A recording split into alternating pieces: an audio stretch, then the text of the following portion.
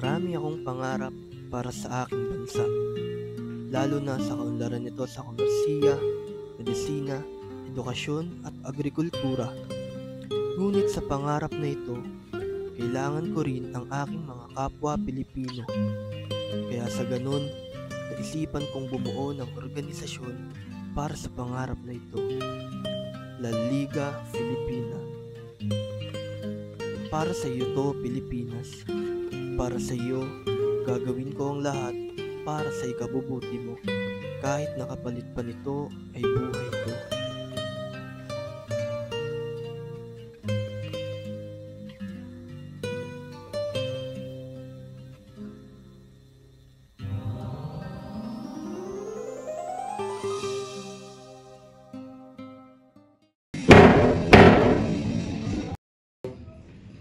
Ang nasasakdal ay narito na sa salang rebelyon, sadisyon at pagbabalak ng masama sa bansang Espanya. Ano ang pangalan ng nasasakdal? Jose Protasio Rizal Mercado y Alonso Realonda. Edad, 35. trabaho. Doktor at manunulat. Ngayon ay maaari nang ibigay ng prosekusyon ang kanyang panig.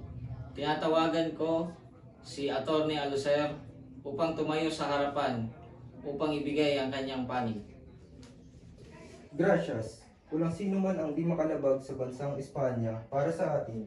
Walang sino man ang maaaring kumontra sa kung ano man ang nais ng ating bansa. Ang sino man ang hindi gumawa noon ay nararapat lamang na ipakulong at hatulan ng kamatayan. Yan ang nararapat kay Dr. Jose Rizal. Siya ay nandito ngayon sa salang rebelyon laban sa ating bansang Espanya. At mga pagkakatatag ng masamahang may layong kontrahin ang mga batas na itinatatag ng ating mga Kastila dito sa Pilipinas. Hindi ba't nararapat lamang ang sinabi kong parusa sa taong masawal pa sa hayop, walang modo, walang utang na loob sa bansang nagpaaral sa kanya? Nararapat lamang sa isang taksil na ipapatay. Gracias, Attorney Alucer. Ngayon, pakinggan natin ang panig ng depensa. Tinatawagan ko sa hukumang ito si Kapitan Tabiel upang idepensa ang kanyang panig. Gracias. Hindi nasusukat ang kadakilaan ng isang tao sa yaman o sa dami ng kilala niyang tao. Ito ay nasusukat sa katatagan ng loob at katapangan na ngayon napapasakamay na ni Dr. Jose Rizal. Bago niyo siya husgahan, tignan niyo muna ang inyong mga sarili. Ang nais niya lang naman ay maging pantay ang trato ng mga Kastila sa mga Pilipino. Hindi kayo dapat nagpapadalos-dalos sa pagbibigay ng mga parusa na hindi nararapat sa nasasakdal. Gracias, Kapitan Tabiel. Ngayon, pakinggan naman natin ang nasasakdal. Gracias, Senyor. Kasinungalingan ang binibintang niyo sa akin. Wala kayong konkretong ebidensya at tanging mga liham lamang ang inyong magagamit na nagtutukoy sa aking pagkakasala. Hindi rin ako pwedeng mag-asala ng rebelyon sapagkat ako pa mismo ang pumipigil kay Dr. Pio Valenzuela upang hindi ipagpatuloy ang rebelyon na pinaplano niya laban sa ibansang Espanya. Wala rin ako kinalaman sa mga pag-aaklas at hindi ko rin alam na ginagamit nila ang aking pangalan sa kanilang mga aktibidad. Napakarami ko pang maaaring sabihin na nagpapatunay ng aking pagkakawalang sala. Sana'y gamitin ninyo ang inyong mga utak upang gawin ang nararapat. Magkakaroon ng isang masusing deliberasyon kung ano ang ukol sa kasong ito ni Dr. Jose Rizal. Maaaring ihatid na sa selda ang nasasakdal. Ipapaalam na ng hukuman kung anong resulta ng deliberasyong ito.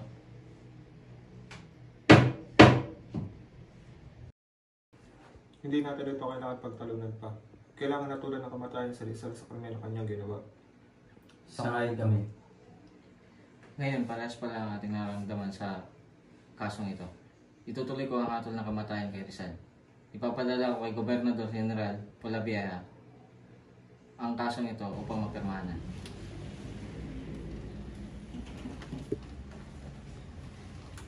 Magandang araw ho, Gobernador. Narito na po ang hatol sa kaso ni Rizal.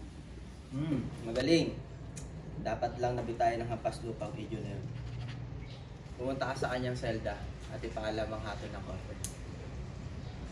Ngayon, ipinapahayag ko sa inyo ang hatol ng korte. Ang nasasakdal na si Dr. Jose Rizal ay hinahatulan ng kaparusahang kamatayan.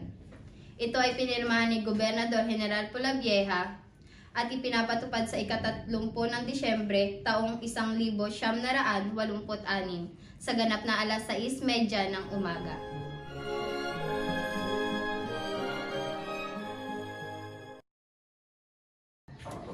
Nandito na yung ina at kapatid. Anak ko! Anong ginagawa niyo dito? Anong gagawin nila sa'yo, anak? Kaya mag-alala sa akin, ina. Para naman ka sa ating bansa. Tama na yan. Maaari ta kanyang umalis. Narcisa! May ibibigay ako sa'yo. Bigay pa to sa akin ng mga tablero. Buksan mo to pagkatapos sa aking pagkamatay. Makakaasa ka sa akin, kapatid. Salamat, Narcisa. Adiós, patria dorada, región del sol querida, perla del mar doliente,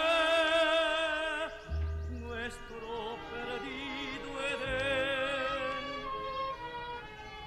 a darte voy alegre, la triste angustia viva, y fuera Wala na ako. Ikaw ba?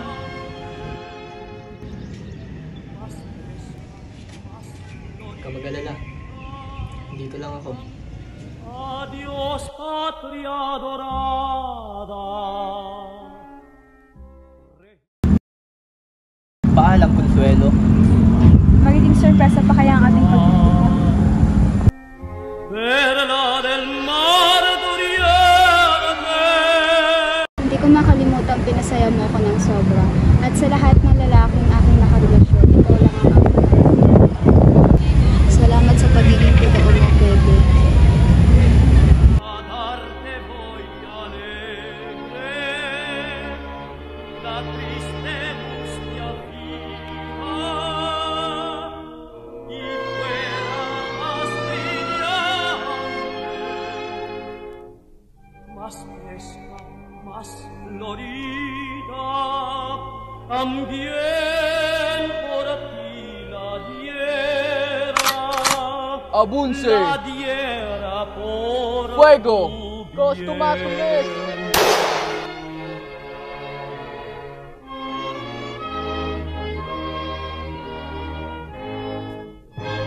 En campos de batalla, luchando con delirio, otros te dan sus vidas, sin duda, sin pesar.